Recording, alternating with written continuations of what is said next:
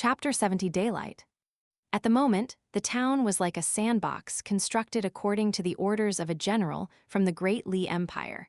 But with the battle concluded, it had been cast aside with a dark cloth thrown over it to keep it out of sight. Chen Ping'an lit an oil lamp in his own house, then began to tally his assets. He had 3 pouches of gold essence copper coins, one of each of the 3 types, namely offering coins, good fortune coins, and greeting spring coins.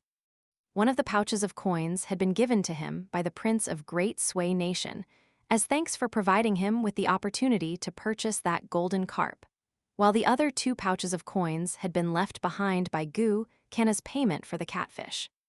As for the 2 pouches of coins that Chen Dui had offered to him, Chen Ping'an had implored her to give the coins to Liu Xianyang while they were on their way out of the mountains. Chen Dui had been rather perplexed by this request, but she didn't refuse. Perhaps she was taken aback by Chen Ping'an's choice, or perhaps she was in a good mood after successfully visiting her ancestral grave.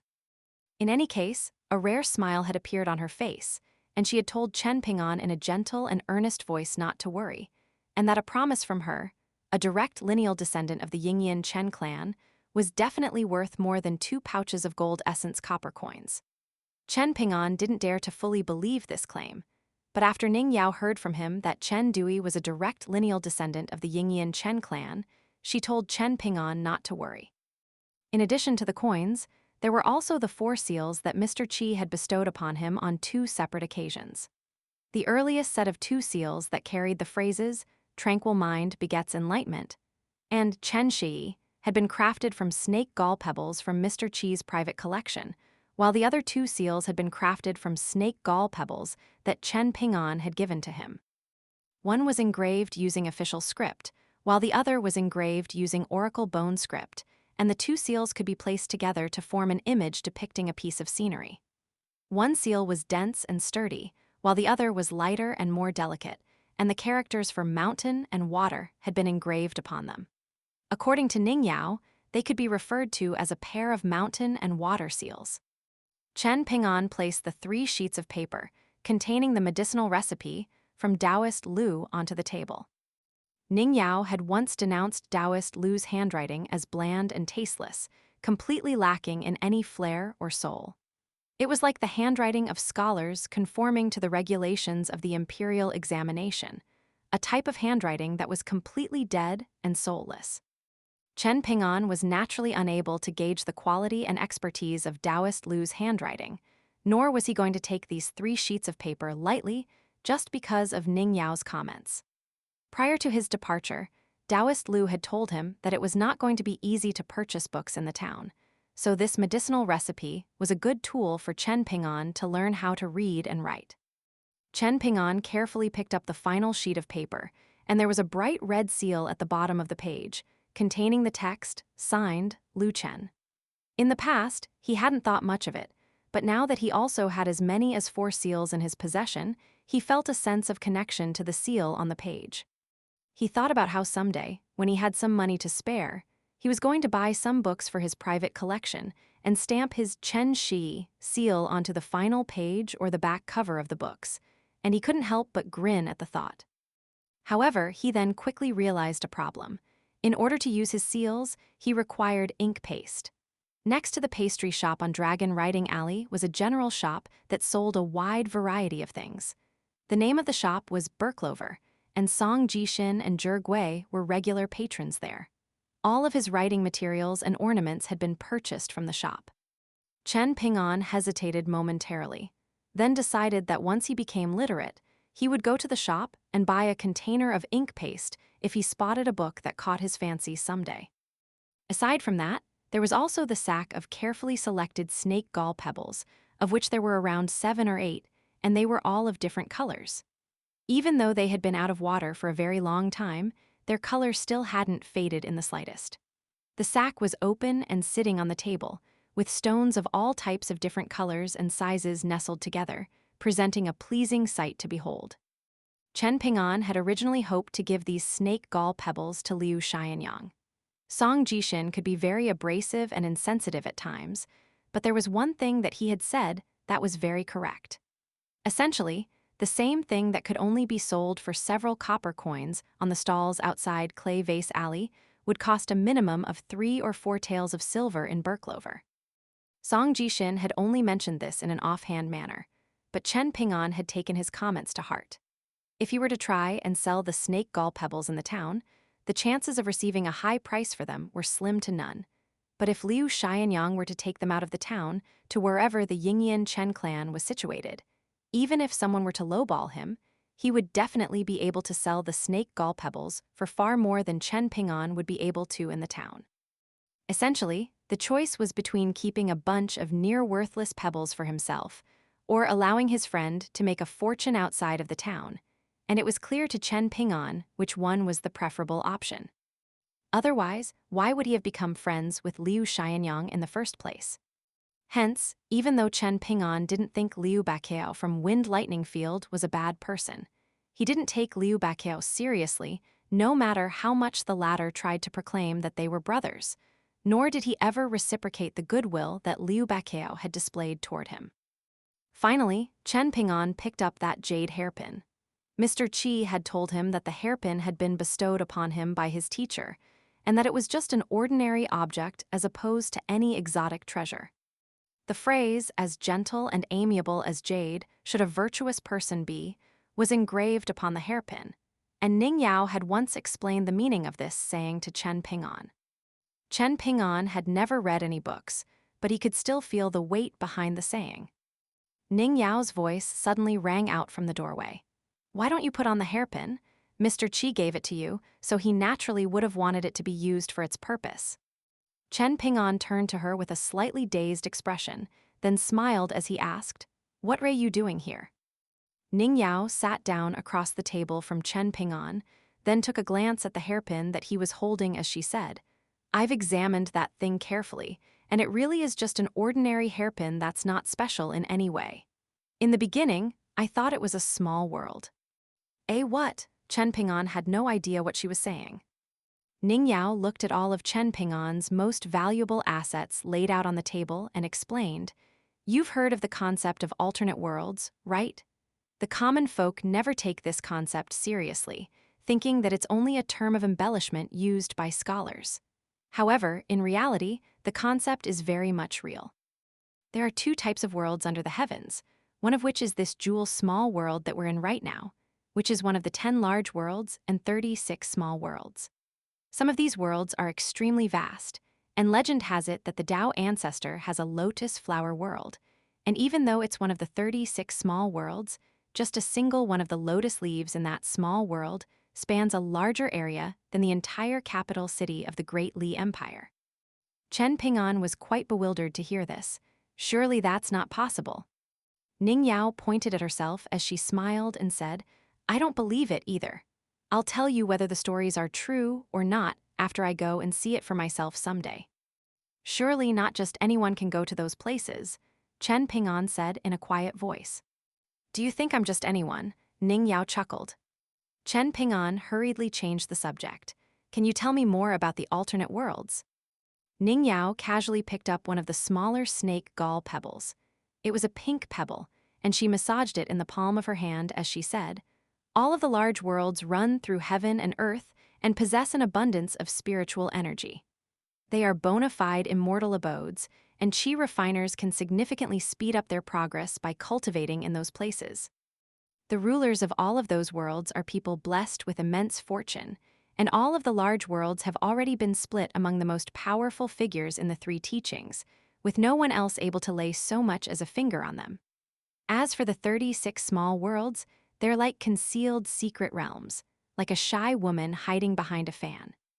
Among them, Paradise Small World is the most beautiful and scenic, Astral Wind Small World is the most strange and perilous, and Jewel Small World." "What about Jewel Small World?" Chen Ping'an asked with a curious expression. The corners of Ning Yao's lips curved up slightly as she held up 2 of her fingers in pinching motion and replied, "It's the tiniest and most insignificant of the small worlds." Chen Ping'an sat down lazily with his legs crossed, laying down onto the table before raising a fist and counting on one finger after another as he countered with a smile. "But in this small world, I met Mr. Qi, Old Man Yang, Liu Xianyang, Gu Kan, and you.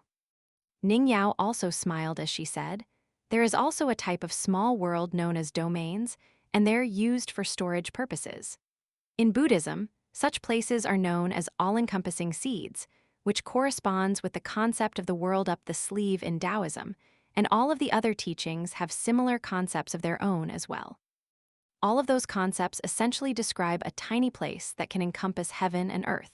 To put it in simpler terms, it's a tiny object that can store many things. However, in contrast with true blessed lands and small worlds, no living beings can be put into those domains. The most valuable item among my mother's dowry is a jade bracelet, and the domain inside is roughly the same size as this house. Chen Ping'an was quite ignorant to such matters, and he was rather disappointed as he said, "That's tiny. Didn't you just say that just one of the Tao ancestors' lotus leaves is the size of a city?" Ning Yao was furious to hear this, and she leaned forward to slap Chen Ping'an on the head. Chen Ping'an hurriedly leaned back while dodging from side to side, and Ning Yao swatted her hand through the air several times without striking her target. All of a sudden, a thought occurred to her, and she raised the hand that was holding the pink snake gall pebble, motioning as if she were going to throw it. Chen Ping'an hurriedly raised his hands in a panic as he urged, "Don't throw it. If you damage it, it'll sell for far less than it otherwise would." Ning Yao pursed her lips and set down the snake gall pebble, only to suddenly raise her hand once again. Chen Ping'an hurriedly closed his eyes, not daring to look any longer. Ning Yao slammed the rock heavily down onto the table before bursting into laughter. Chen Ping'an opened his eyes, and an exasperated look appeared on his face as he sighed. "Can you not be so immature?" Ning Yao raised an eyebrow upon hearing this, and she knocked the pebble off the table with a sweep of her arm. Chen Ping'an scratched his head with his hands as he looked on with a sour expression. It was impossible to reason with Ning Yao. Ning Yao grinned as she extended her other hand out from under the table, and as it turned out, she had caught the pebble before it fell onto the ground. Chen Ping'an remained seated with his hands over his head and a pitiful look on his face.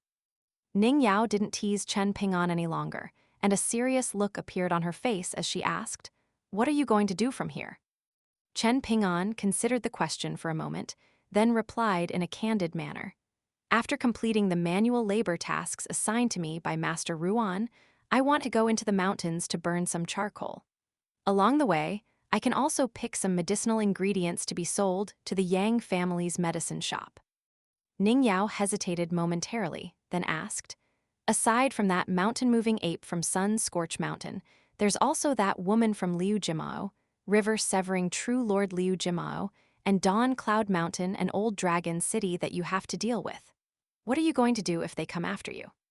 Before Chen Ping'an had a chance to reply, Ning Yao continued in a solemn voice, "This is why Taoist Lu told you to remain at Master Ruan's forge no matter what.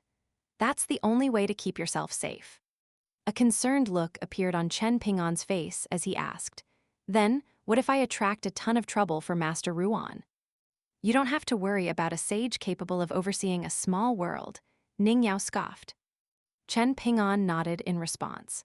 "In that case, I'll pay a visit to Master Ruan and tell him the truth about my situation to see if he's still willing to accept me as a long-term apprentice."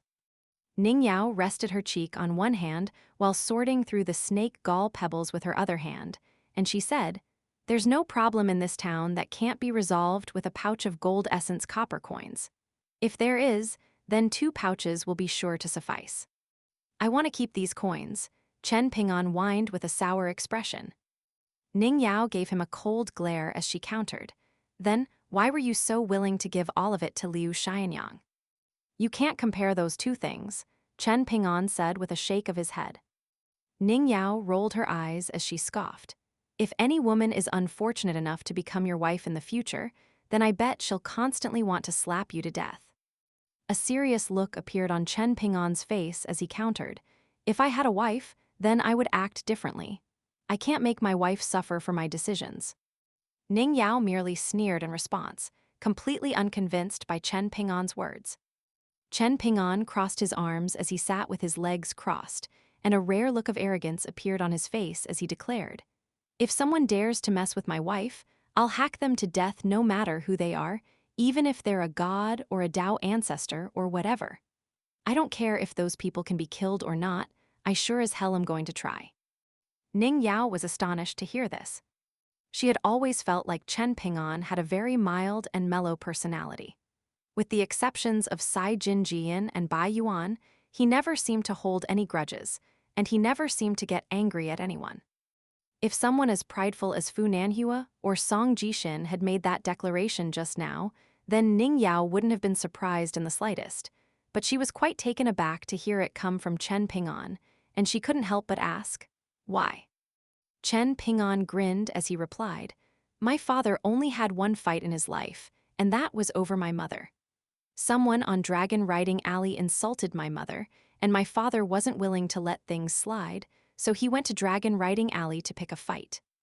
After he came back, my mother complained about this for a very long time, but my father told me in private that it didn't matter whether that was a fight that he could win.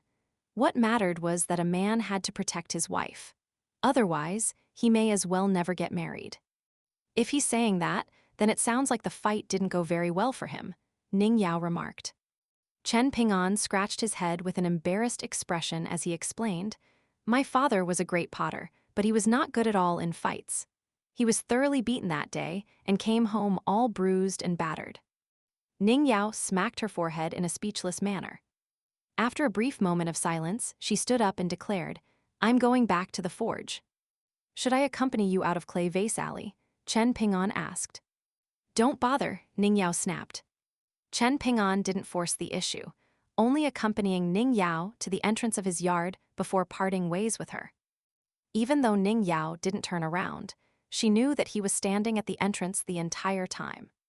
Someone with a kind and pure heart would always instill a sense of warmth into those around them, and their very existence was a beautiful thing. Chen Ping'an had no one to rely on, and he was seen as a pitiful and insignificant ant by all of the outsiders visiting the town, but he still had his own life to live. He also wanted to live a good life, but he wasn't greedy. From a very young age, he had never shied away from adversity and hardship. All he wanted was for his parents to be able to see him from the afterlife and not be concerned for him. If he could live a good life, his parents would be proud and content even though he was the only one left in the family. He was taking full responsibility for his own life, and he didn't want to ask for anything from the heavens. People like him appeared to have a very mild personality, but deep down, they were extremely hardy and resilient. As Ning Yao made her way out of Clay Vase Alley, she felt a little dejected and also slightly guilty for leaving without bidding farewell. Meanwhile, Chen Ping'an returned to the house, staring blankly at the oil lamp in a half-asleep, half-dreaming state.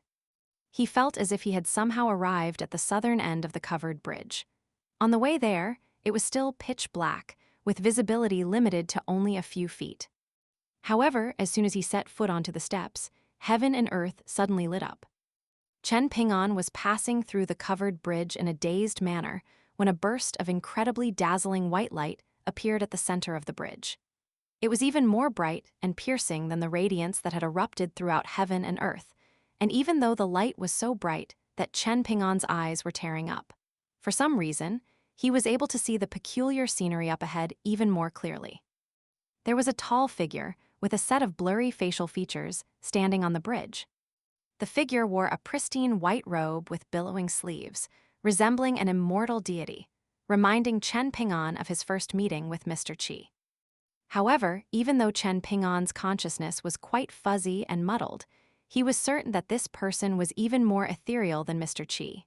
In other words, they were even further detached from the realm of mortals. Chen Ping'an slowly made his way onward, and a seductive female voice rang out beside his ears. Kneel and you shall be blessed with fortune beyond your wildest dreams. This was followed by an authoritative voice that resonated deep in Chen Ping'an's heart. How dare a mere mortal like you display such insolence? Kneel. Another voice that was more neutral and placid rang out immediately thereafter. Mortals must kneel to heaven and earth, as well as one's parents and teachers, so what's the harm in kneeling here? In exchange, you will be propelled to the pinnacle of the great Tao. Finally, a raspy, elderly rang out. Kneel, and you will be granted free passage across the bridge of immortality. Do not hesitate. If you refuse to receive the blessings of the heavens, then you will be punished instead. All of a sudden, a familiar voice sounded in objection to all of the other voices. Stop, Chen Ping'an. Do not go any further and do not kneel, no matter what you do. Just remain on the spot and do not do anything. You are but a mere mortal, your body cannot bear the will of the gods. You mustn't go against the natural order.